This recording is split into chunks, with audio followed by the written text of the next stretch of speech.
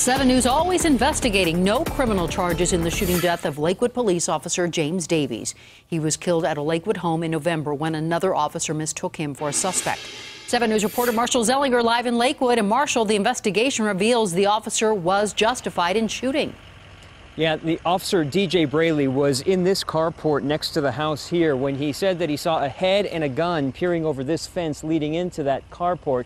Braley would shoot and kill that person, who turned out to be Officer James Davies. Well, in a 47-page report, the Jefferson County District Attorney determined that Braley was justified, given what he knew at the time, justified in using self-defense.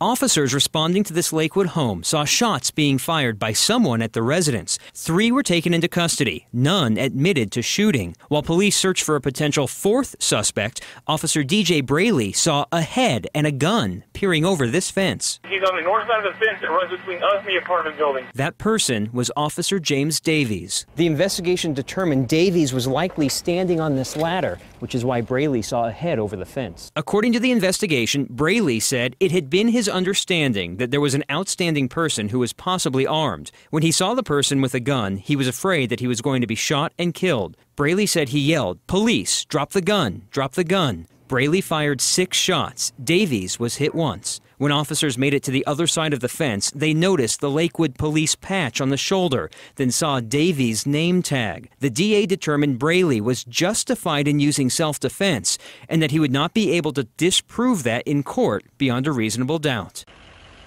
Tonight, we've confirmed that Braley remains on paid administrative leave. Lakewood's police chief has created a committee to review policies and procedures, but any findings won't come out until at least this spring. Reporting live in Lakewood, Marshall Zelinger, 7 News.